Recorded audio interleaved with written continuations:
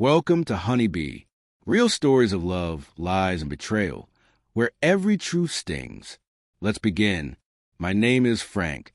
I live with my wife, Amber, and her 3 sisters. That meant 4 grown women under one roof. For a while, I didn't complain, even though I carried every financial responsibility on my own without asking for much in return. But when money started getting tight, I had to speak up. I told them expenses needed to be cut back if they expected me to keep covering the mortgage by myself. I thought we'd talk about it like adults. Instead, when I got home that evening, the locks were changed and all my belongings were packed and dumped outside. That moment turned my whole life upside down.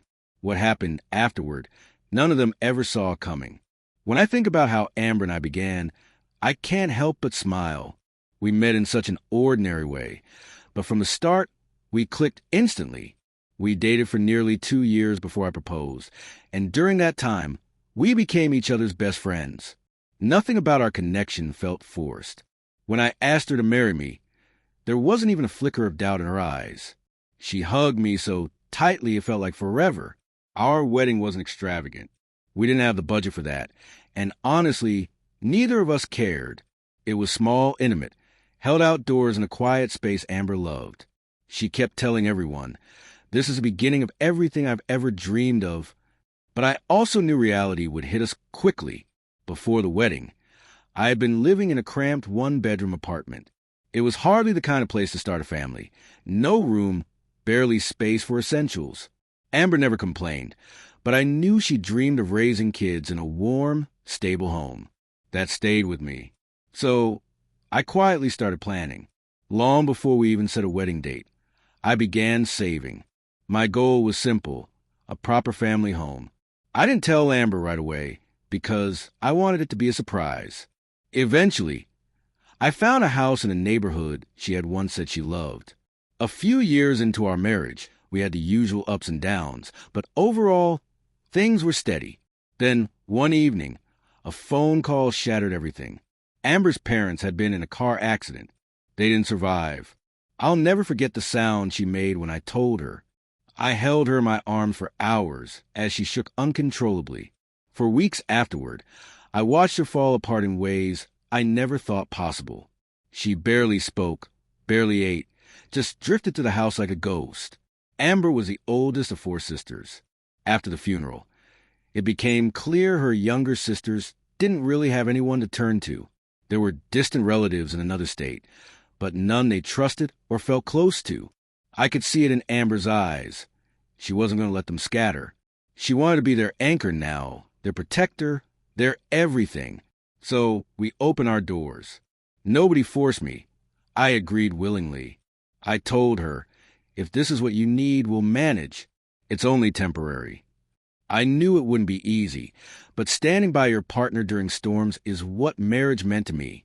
Her sisters moved in, and suddenly our quiet 2-person home became something much larger. I was working longer hours by then. Bills went up, food disappeared faster, laundry piled up. But I didn't complain. At that time, both Amber and I were working, and for the first 3 years we managed. The bills were heavy, but at least we were splitting things, more or less. I carried a bigger share, sure, but then one evening Amber came home and told me she quit her job, just like that. When I asked why, she said her boss was insecure and underpaid her, and she couldn't take it anymore. Look, I know toxic workplaces exist. I've had my share of them, but something about the way she explained it didn't sit right with me. There was no plan, no backup, no job search lineup, nothing. She just walked away. I didn't argue. Maybe I should have. But I didn't want to force her to stay somewhere that made her miserable. So I said, "If that's your choice, I'll manage." What I didn't realize was how heavy that decision would become. Because her sisters, the ones already living under our roof, still weren't doing anything either. Not one of them had a job. They woke up late, watched TV, scrolled their phones, ordered takeout, and still somehow had money for clothes and salon visits. Meanwhile, I was dragging myself through long work days just to keep the house afloat. I was paying all the utilities, all the bills, every expense, while coming home to a living room full of healthy adults who didn't feel they owed me or the household a single thing. And not once did anyone offer to help. Not one of them said, "Frank, you're carrying everything. Let me at least pitch in for groceries this week." Nothing. They acted like the house was theirs by default. What made it worse was Amber didn't seem to care. She didn't defend me or encourage her sisters to contribute. Instead, she adjusted and joined their rhythm. That's when it started eating at me. Slowly, silently. For 2 years, I carried that weight alone. I don't know how I lasted that long without breaking. I would come home exhausted, hoping for a meal or even a little appreciation.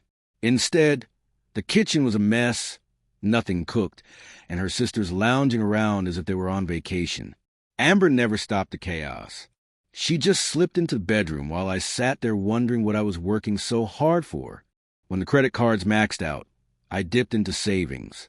When the savings disappeared, I just kept grinding paycheck to paycheck, hoping for relief that never came. And the longer I stayed quiet, the more they acted like this was normal. Eventually, it became too much, not just financially, but emotionally. One morning, after rehearsing what I'd say to keep it calm and respectful, I called a meeting. I love my wife. I understood her sisters needed shelter after tragedy. But years had passed since their parents' deaths. They weren't children anymore, and nothing had changed. So, that morning, as they sat in the living room, I spoke my truth. I told them plainly, "This can't go on. We need to cut expenses, or I won't keep paying for everything." I wasn't trying to start a fight. I wanted accountability, partnership, fairness. But the moment I said it, the atmosphere shifted. Amber looked annoyed. Her sister stared wide-eyed. And then came the backlash. They called me controlling, cold, humiliating. One even mocked, asking if I expected them to scrub floors for rent. Amber sided with them, saying I embarrassed her in front of her family, as if asking grown adults to contribute was betrayal. She accused me of making them feel unwanted, like burdens. The irony was unbearable. They didn't feel like burdens while draining me dry, but the moment I asked for help, I became the villain. I tried to explain, but every word I said was twisted. It felt like arguing with a wall that only threw bricks back. Eventually, I stopped talking, went to bedroom, gathered my things for work, and left. I thought a day apart would calm things down. But what happened next showed me exactly where I stood. A month passed and nothing changed. Amber still spent freely. Her sisters were still lounging around, and no one acknowledged what I had said. It was like they collectively decided I didn't matter, as long as money kept appearing in the account. I grew resentful not just at them, but at myself for financing my own disrespect. Then came a work trip. I was sent out of town for 2 days. No choice. Before leaving, I opened my banking app to transfer money into our joint account, like always. My finger hovered over the button. But this time, I closed the app. That was my quiet boundary. I wasn't going to enable it anymore. 2 days later, exhausted from travel and meetings, I came home. My key didn't work. I tried again. Nothing. I tried the side door. Same result. The lights were on inside. I knew someone was home. I knocked. No answer. Knocked louder. Still nothing. I called Amber. She ignored 9 calls. On the 10th, she answered and said without hesitation, "We changed the locks. Your things are outside. You should reflect on your actions." Sure enough, my belongings sat there on the porch. Suitcases, a box of shoes, even my shaving kit tossed carelessly on top. I stood frozen. No words, just shock. That night, something in me shifted. I tried calling again, but every number, Amber's, her sister's, blocked me. I sat in my car for a long time before calling my lawyer. He told me to find a hotel, stay calm, and we'd handle it. I spent the night in a cheap hotel, staring at the ceiling, thinking about the last 10 years. By morning, I stopped feeling sorry for myself. If they could throw me out so easily, they never respected me. Not as a husband, not as a provider, not even as a person. That was the moment I decided. No more. I changed every banking password, canceled every share card, cut off every financial tie to Amber. Later, I met with my lawyer, along with a divorce attorney and a real estate specialist. Since the house was fully in my name, they explained I could legally evict Amber's sisters. They had no lease, no rights, but because this involved family, we had to proceed carefully. I asked about gaining exclusive access to the house during the divorce, but the judge denied it. Unless there was proof of danger, Amber had the right to stay until the divorce finalized. That hurt, but I accepted it. This was now about the long game. When divorce proceedings started, I wasn't angry anymore. I didn't argue. The evidence spoke for itself. I was the one supporting that house. And that's when Amber's attitude shifted. Suddenly, she became warm again, calling me pet names, offering to cook, starting small conversations. But it felt fake, like watching someone flip a switch. I didn't fall for it. I had already processed the betrayal, already decided.